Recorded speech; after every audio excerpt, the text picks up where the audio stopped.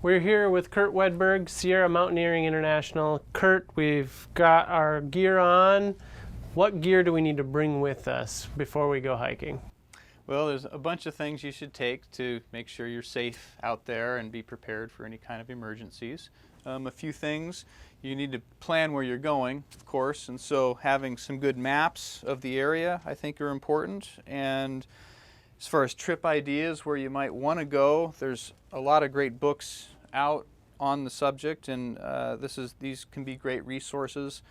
In addition, you can talk to people in mountaineering stores and such, and online forums to get trip ideas of where to go. So books and maps I think are important.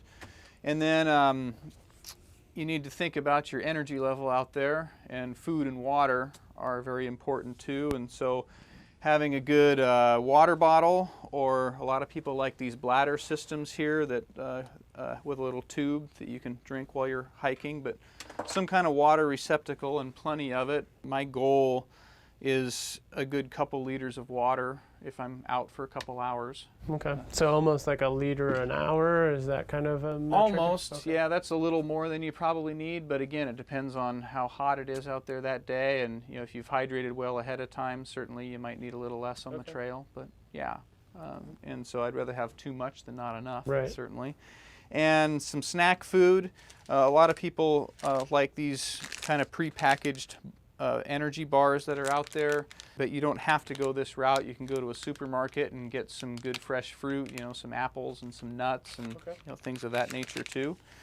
So food and water are definitely important, and then to be prepared for any kind of emergencies that might come up. In every pack I ever pack to go on a trip, I have a first aid kit in there, and in addition to having the kit, having a little knowledge on how to use it, so a little course from your local Red Cross or something to learn the basics of some first aid.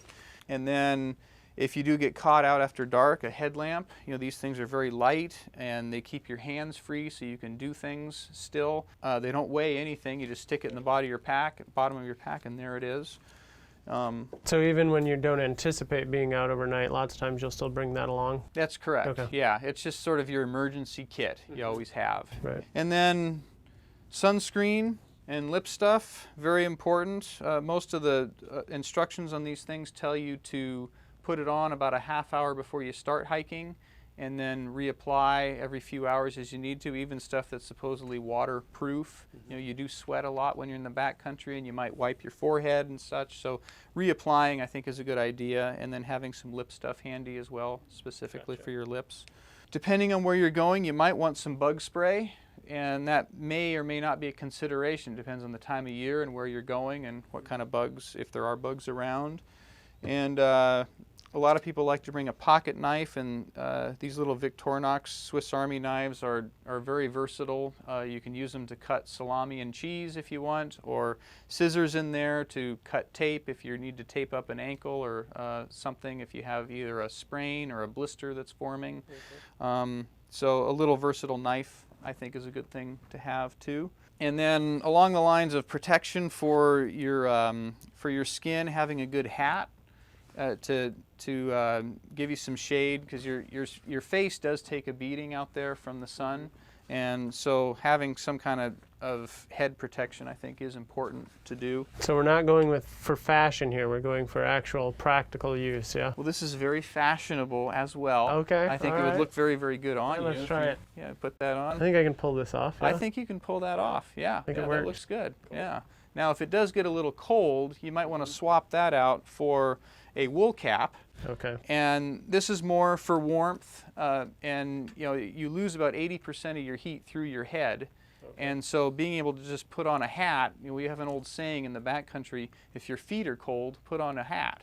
Because your body is going to shun, as it starts to cool down, it's going to shun blood away from your extremities and keep it in the core, and trying to keep your head warm is one of its biggest considerations. So if you can put on a warm hat, it'll help keep the rest of your body warm as well. And again, this doesn't weigh anything, just throw it in the bottom of your pack even when you don't think you need it, but you have it there just in case. Got it. So the last thing then really we need is the pack that you keep referencing. Yeah, so you need to be able to put it all in something, so having a nice little day pack. I prefer one to be a little bit larger than what I plan to carry with me.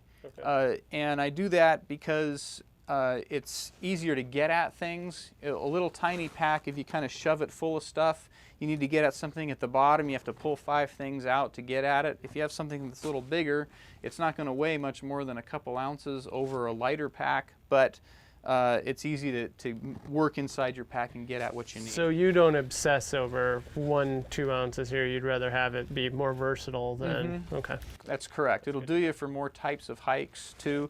And and there is a consideration when it comes to weight, but on a day hike, that's not much of a concern. When you start getting into long, multi-day trips and stuff, weight is a concern, and shaving ounces is important to some people. But here, no. Not very good. Yeah. All right.